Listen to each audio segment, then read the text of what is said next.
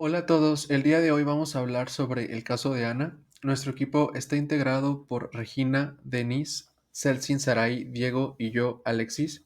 Y en este video vamos a hablar sobre esta paciente que estuvo en coma y que al despertar presentó varias dificultades.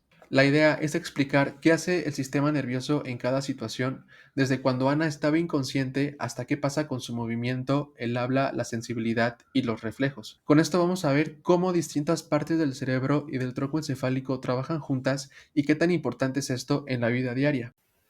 Buen día, mi nombre es Carlos Durán y yo hablaré del inciso A. Ana permanece inconsciente. ¿Cuál es la función del sistema nervioso central en este estado? El sistema nervioso central está realizando la función autónoma, debido a que, en lo redactado en el caso, no vemos alguna aclaración en lo relacionado a la incapacidad de respirar, de nula respiración o de problemas cardíacos. Así que podemos suponer que el sistema nervioso autónomo sigue funcional, ya que ella es capaz de realizar estas funciones de manera autónoma y este a su vez se divide en simpático y parasimpático.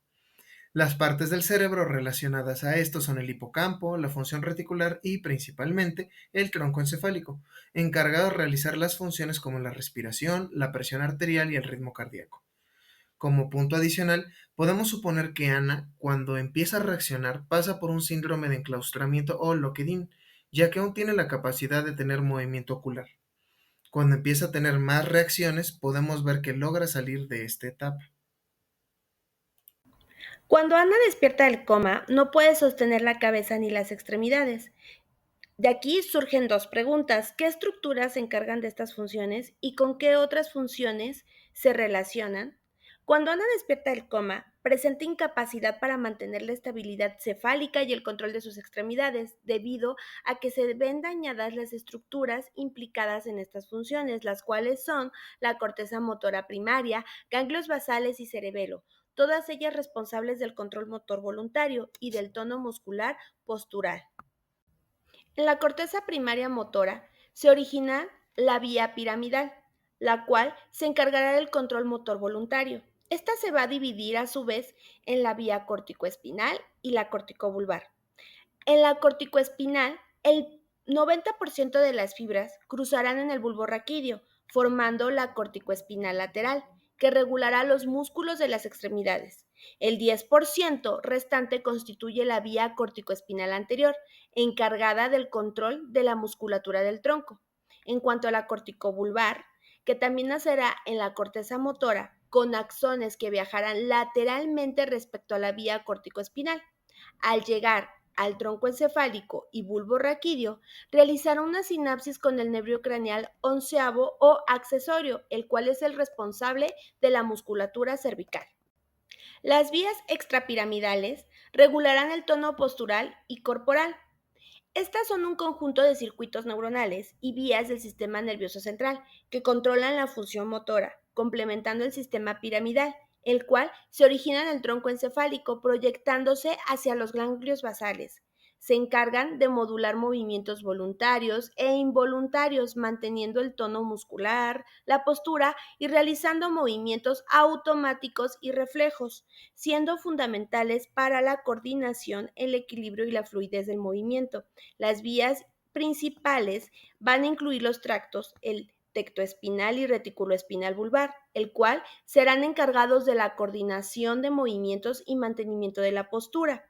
Vestibuloespinal lateral, la cual estará involucrada en la regulación del equilibrio y postura, y finalmente la rubroespinal, responsable de la modulación de la velocidad del movimiento. Otras estructuras implicadas en el movimiento y que pueden estar afectadas son los ganglios basales, los cuales son el núcleo caudado, putamen y globo pálido. Estos reciben información de la corteza primaria motora, de movimientos planificados y ejecutados, regulan la iniciación, intensidad y coordinación de los movimientos. El cerebelo es la parte importante del sistema motor. Sus impulsos se proyectan en todas las estructuras motoras importantes del encéfalo. Al dañarse esta estructura, los movimientos de las personas presentan sacudidas, se hacen erráticos y pierden coordinación. con lo que podemos finalmente decir que la incapacidad de Ana para poder sostener la cabeza y las extremidades nos indica una lesión extensa en las vías motoras y en los circuitos de modulación de los movimientos.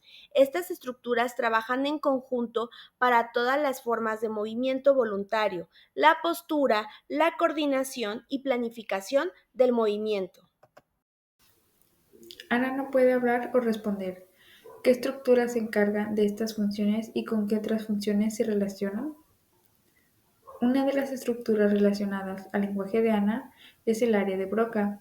Esta está ubicada en la zona inferior del lóbulo frontal izquierdo, cuya capacidad es el habla y en caso de lesión puede provocar afasia de Broca, con la cual la pronunciación de las palabras es deficiente y la forma de hablar no es fluida. Sin embargo, los pacientes demuestran tener comprensión del significado de las palabras. Y algunas de las alteraciones que puede producir una lesión en el área de Broca son agramaticalidad, anomia, dificultad de articulación y, por supuesto, afasia de Broca. Sin embargo, el área de Wernicke también puede estar involucrada en la incapacidad de Ana para comunicarse. Un daño en esta área puede provocar la afasia de Wernicke. En este tipo de afasia, el habla es fluida, pero no tiene un significado claro y parece no haber comprensión de las conversaciones. Además, el paciente parece no percatarse de su nula comprensión y comunicación. Hay posibilidades de que Ana pueda comprender lo que se le dice. El área de Wernicke se encarga principalmente de funciones de la comprensión del habla, por lo que si ésta se daña, Ana no podría comprender lo que se le está diciendo, mientras que si la lesión hubiese ocurrido en el área de Broca, lograría comprenderlo.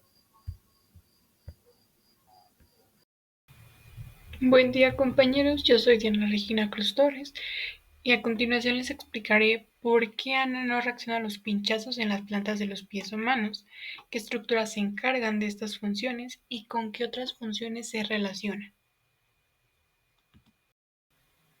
En primera instancia tenemos al sistema somatosensorial, que está involucrado en la percepción del dolor, la temperatura, la presión y el tacto.